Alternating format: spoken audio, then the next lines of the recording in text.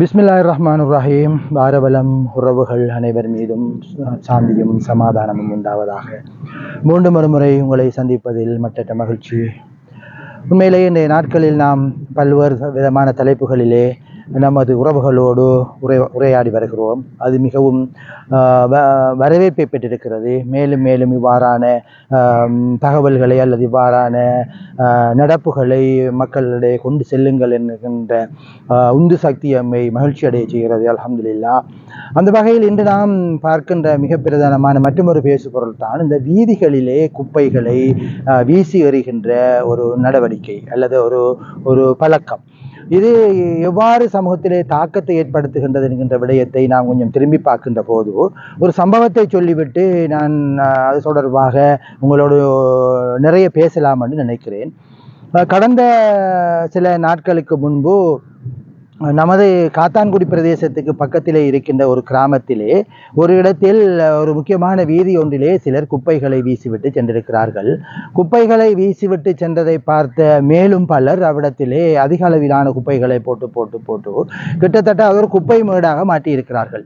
அந்த குப்பை மேட்டுக்கு அதிக அளவிலான நாய்கள் வந்து அதில் இருக்கின்ற கழிவுகளை உண்ணுவதற்காக குழுமி இருக்கின்றன. தினமும் 2-3 நாய்கள் பல 10 நாய்களாக மாறி அதை விடையும் தாண்டி அதிக அளவிலான நாய்கள் அந்த இடத்துக்கு வந்து குப்பைகளிலே காணப்படுகின்ற கழிவுகளை உண்ணுகின்ற நிலைக்கு வந்திருக்கிறது. அவ்வாறு அதிக அளவிலான நாய்கள் இருக்கின்ற நிலையில் அவற்றை கண்டுகொள்ளாமல் அல்லது அதே வழியாக செல்லுகின்ற இருவர் தன்னுடைய மனைவியை ஏற்றிக்கொண்டு மோட்டார் சைக்கிளிலே பயணித்திருக்கிறார். அங்கிருந்த பல நாய்கள் ஒரே அடியாக அந்த பெண்ணின் மீது பாய்ந்து மோட்டார் சைக்கிளிலே விழுந்து அவர் மிகவும் படுகாயமடைந்த நிலையில் மயக்கமுற்ற நிலையிலே வைத்தியசாலைக்கு கொண்டு செல்லப்பட்டு இன்னும் வைத்தியசாலையிலே இருக்கிறார், அனுமதிக்கப்பட்டிருக்கிறார். ஆக இது எவ்வாறு தாக்கத்தை ஏற்படுத்தியிருக்கின்றது என்று கொஞ்சம் நாம் சிந்தித்து பார்க்க வேண்டும். சாதாரணமாக நாம் வீதியிலே நமது கழிவுகளை வீசிவிட்டு தானே செல்லுகிறோம், இதில் என்ன இருக்கின்றது என்று இவர்கள் நினைத்துக் கொண்டிருக்கிறார்கள். ஆனால் இது எத்தகைய தாக்கத்தை ஏற்படுத்தி இருக்கின்றது என்று பார்த்தீர்களா? உண்மையிலே ஒரு அநாகரிகமான ஒரு செயலாகவும் மற்றவர்களுடைய சாபத்தை அள்ளி கட்டி கொள்ளுகின்ற ஒரு நிலையா ஒரு நடவடிக்கைகளாகவும் மாறியிருக்கிறது. நேற்று நான் என்னுடைய மோட்டார் சைக்கிளிலே சென்று கொண்டிருக்கிறேன். முன்னால் சென்ற ஆட்டோவிலே இருந்து எனக்கு முன்னாலே யாரோ ஒரு நபர் வீதியிலே ஒரு வீட்டுக்கு முன்னால் கழிவை அவருடைய பையிலே இருந்து வீசிவிட்டு செல்கிறார். இன்னும் ஒரு நாள் பார்க்கிறேன், அந்த வீதியிலே அந்த வண்டிக்குள்ளே இருந்து ஒரு அடைக்கப்பட்ட பானத்தை குடித்துவிட்டு அந்த பானத்துடைய வெற்றி பொருளை வெளியிலே வீசிவிட்டு செல்கிறார். என்னுடைய மோட்டார் சைக்கிளில் வந்து அது விழுகிறது. இவ்வாறு நாம் பார்க்கிறோம். அதிகமான மனிதர்கள் இன்று தங்களுடைய வீடுகளிலே சேருகின்ற கழிவுகளை எல்லாம் பொதுவான இடத்திலே, மக்கள் கூடுகின்ற இடத்திலே, வீடுகளுக்கு முன்னால் அவற்றை கொட்டிவிட்டு செல்லுகின்ற போது அந்த கொட்டிவிட்டு செல்லுகின்ற அல்லது வீசிவிட்டு செல்லுகின்றவர்கள் அவர்களுடைய சாபங்களை, மற்றவர்களுடைய சாபங்களை தான் வாரி சுருட்டி கொள்ளுகிறார்கள்.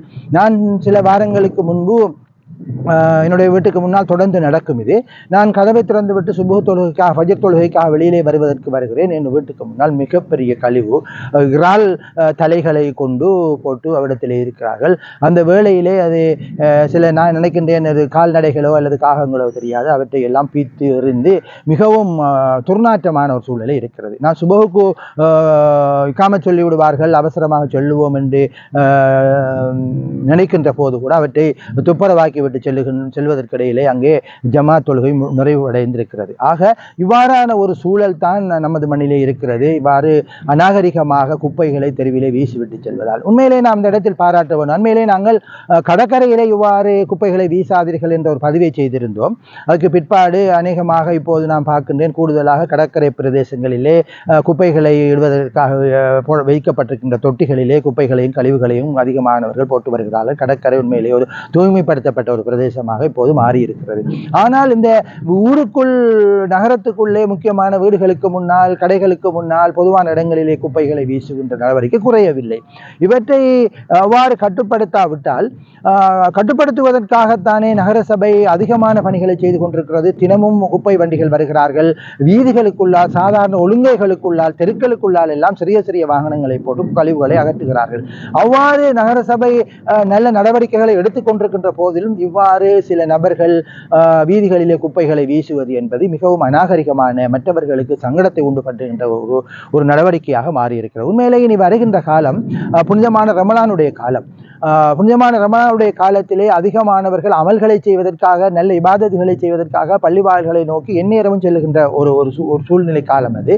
அந்த காலத்திலும் இவ்வாறு நீங்கள் நடப்பீர்களாக இருந்தால், அந்த குப்பைகளை தெருவிலே வீடுகளுக்கு முன்னால் போடுவீர்களாக இருந்தால், அந்த காலகட்டங்களிலே செய்கின்ற பிரார்த்தனைகள் உடனடியாக நோன்பாளியின் பிரார்த்தனை இறைவன் உடனடியாக அங்கீகரிக்கின்றான் என்கின்ற நபி ஸல்லல்லாஹு அலைஹி வஸல்லம் அவர்களுடைய கருத்தின்படி, ஆகவே நீங்கள் இன்னும் சாபங்களை வாரி சுருத்திக் கொள்ளுகின்றவர்களாகவே மாற்றப்படுவீர்கள். ஆகவே தயவு செய்து குப்பைகளை, உங்களுடைய குப்பைகளை நீங்கள் உங்களுடைய வீடுகளிலே சேமித்து வைத்துக் கொள்ளுங்கள். தினமும் வண்டி வருகிறது, குப்பை வண்டி தினமும் வருகிறது, வண்டிகளிலே கொடுத்து விடலாம் தானே.